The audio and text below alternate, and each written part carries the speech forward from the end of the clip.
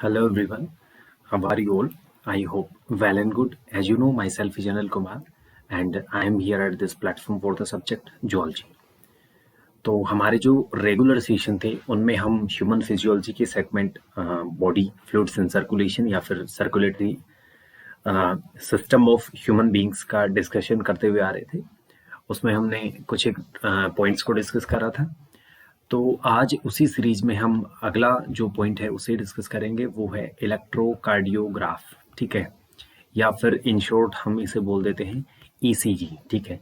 Because हमने just last जो हमारा सेशन था उसमें डिस्कस करा था कार्डियक साइकिल को, ठीक है, और कार्डियक साइकिल वाले सेगमेंट में हमने डिस्कस करा था कार्डियक एक्टिविटीज को, ठीक है। और कार्डियक एक्टिविटीज में सारी की सारी एक्टिविटीज जो है हार्ट की वो इंक्लूड रहती है।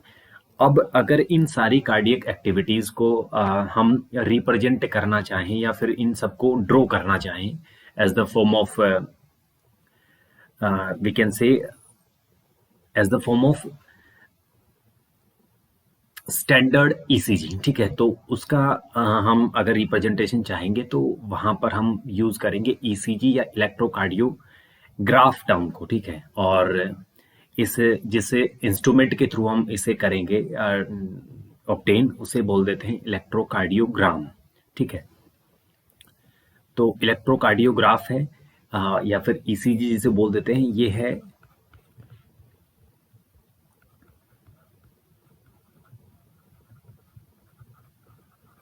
रिप्रेजेंटेशन ऑफ कार्डियक एक्टिविटी, ठीक है। कार्डियक एक्टिविटीज का रिप्रेजेंटेशन अगर हम करना चाहें, ठीक है, तो उसे बोलते हैं कि अपन इलेक्ट्रोकार्डियोग्राफ, और जिस इंस्ट्रूमेंट के थ्रू करेंगे उसे बोल देते हैं अपन इलेक्ट्रोकार्डियोग्राम, ठीक है। तो ये हो गया इलेक्ट्रोकार्डियोग्राम। अब हम इसे एनसीईआरटी बेस्ड ही देखेंगे, ठीक है। बेसिकली इसमें हम क्या करेंगे, इसमें जो भी हार्ट की एक्टिविटीज है उनको जब भी हार्ट की एक्टिविटीज होती है यानी कि कार्डियक एक्टिविटीज होती है, कार्डियक एक्टिविटी जो होती है वो इलेक्ट्रिकल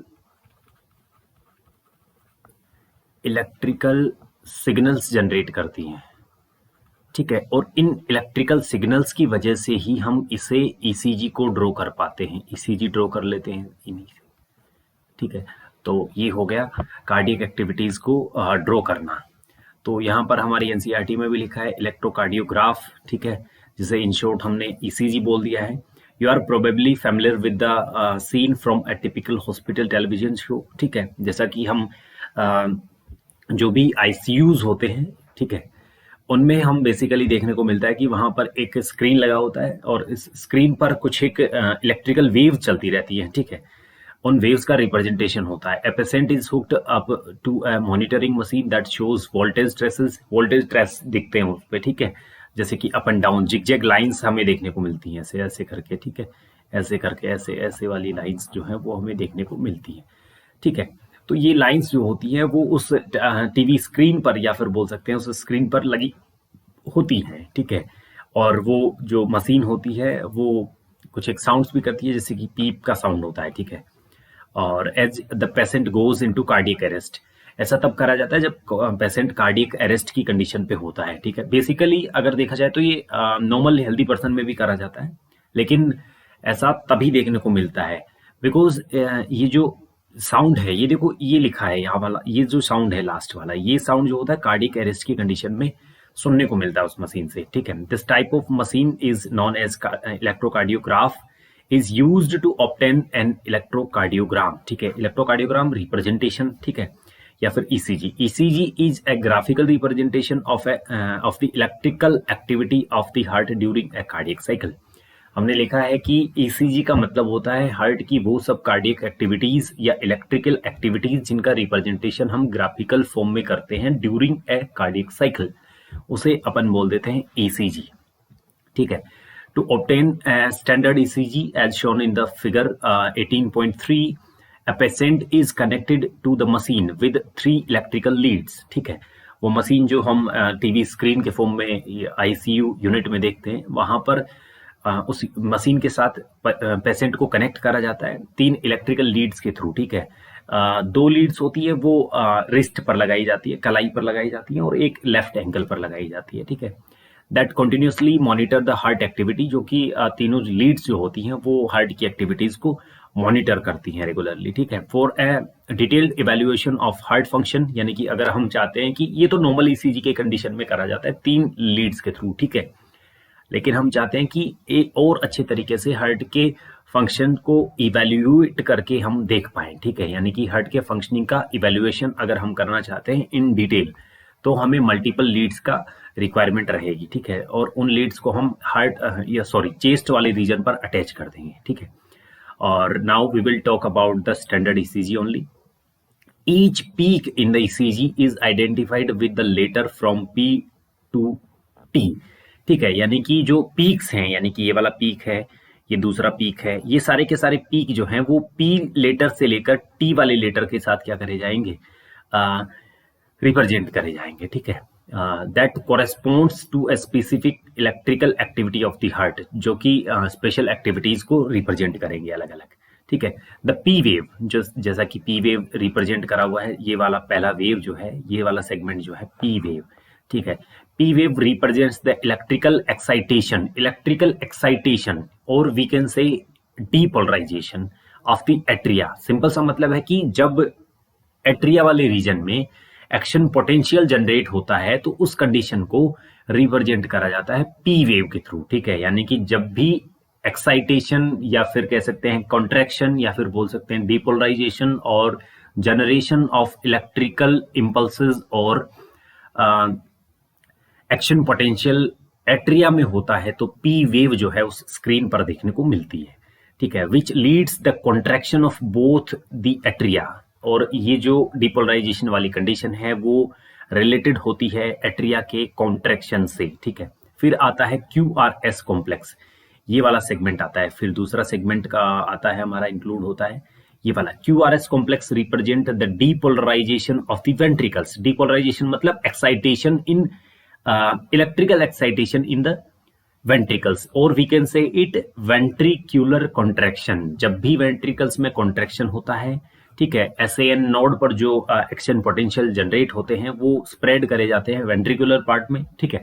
और जैसे ही वो वेंट्रिकुलर पार्ट में स्प्रेड होते हैं तो वहां पर डिपोलराइजेशन वेंट्रिकल्स का देखने को मिलता है, जो कि वेंट्रिकुलर कॉन्ट्रैक्शन को इनिशिएट करता है, ठीक है। The contraction start shortly after Q and marks the beginning of the systole, ठीक है। जैसे ही Q जो वेव आता है यहाँ पर, अगर Q का मतलब ये वाली वेव जैसे स्टार्ट होती है या फिर Q मार्क स्टार्ट हो जाता है, दैट मीन्स यहाँ पर कॉन्ट्रैक्शन इनिशिएट हो गया है वेंट्रिकल्स में, ठीक है। और ये वेंट्रिकल का कॉन्ट्रैक्शन कंप्लीट कहाँ होता है, S पर, बिकॉज ये एक पूरा कॉम्प्लेक्स बनता है इस ड्यूरिंग, ठीक है।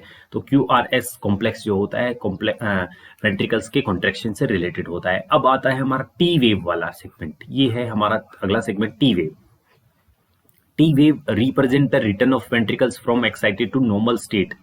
सिंपल सा मतलब है कि वेंट्रिकल्स के रिलैक्सेशन को ये रिप्रेजेंट करता है, बिकॉज पहले वेंट्रिकल्स एक्साइटेड मोड में थे, एक्साइटेड से नॉर्मल मोड में चले जाते हैं, मतलब डिपोलराइजेशन से इनका रीपोलराइजेशन हो जाता है। तो टी वेव जो है रीपोलराइजेशन के टाइम या फिर बोल सकते हैं रिलैक्सेशन ऑफ वेंट्रिकल्स के टाइम क्या होती है, हमें देखने को मिलती है। The end of the T wave marks the end of systole, और टी वेव का जो एंड होता है, ये वाला सेगमेंट जो होता है, ये सिस्टोल के एंड को या फिर बोल सकते हैं रिलैक्सेशन के एंड को रिप्रेजेंट करता है।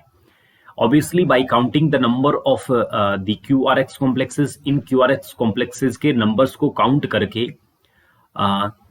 एक फिक्स टाइम पीरियड में हम डिटरमाइन कर सकते हैं कि हार्ट बीट एक इंडिविजुअल की क्या चल रही है, हार्ट बीट रेट्स को हम काउंट कर सकते हैं। Since the ECGs obtained from different individuals have roughly the same shape for a given lead configuration, ठीक है, any deviation from the shape indicates a possible abnormality or disease। Simple सा मतलब है कि जब भी हम किसी भी ECG को ड्रॉ करते हैं किसी भी इंडिविजुअल में, यानी कि अगर मैं बात करूं A, B, C, D, E, ये 5 इंडिविजुअल्स हैं, इनकी ECG हमने ड्रॉ करी, तो इनकी जो नॉर्मल ECG है इस तरीके की दिखाई पड़ती है। अगर इन ECGs की कुछ या फिर किसी भी वेव में कोई भी हमें डेविएशन देखने को मिलता है, कोई भी चेंज देखने को मिलता है, दैट मीन्स कोई हार्ट एबनॉर्मेलिटी हुई है, ठीक है, hence it is a great clinical significance. और इसी के थ्रू हम पता लगा सकते हैं कि हार्ट की एक्टिविटीज या फंक्शनिंग में कोई एबरेशन या डिस्टर्बेंस तो नहीं है, ठीक है। तो अगर नॉर्मल ईसीजी से अलग ईसीजी हमें ड्रॉ मिलती है, दैट मीन्स वहां पर कोई ना कोई कार्डियक फंक्शनिंग डिसऑर्डर है, ठीक है। तो normal ECG indicates the healthy heart functioning, और the next condition in which we show that the ECG is abnormal, ठीक है, यानी कि the waves P Q R S complex and T are not normal, तो इसे हम बोल सकते हैं कि कोई कार्डियक एक्टिविटी का इश्यू है, ठीक है। तो ये हो गई हमारी ईसीजी का डिस्कशन। हम नेक्स्ट सेगमेंट स्टार्ट करेंगे डबल सर्कुलेशन के साथ, ठीक है। तब तक के लिए थैंक्स।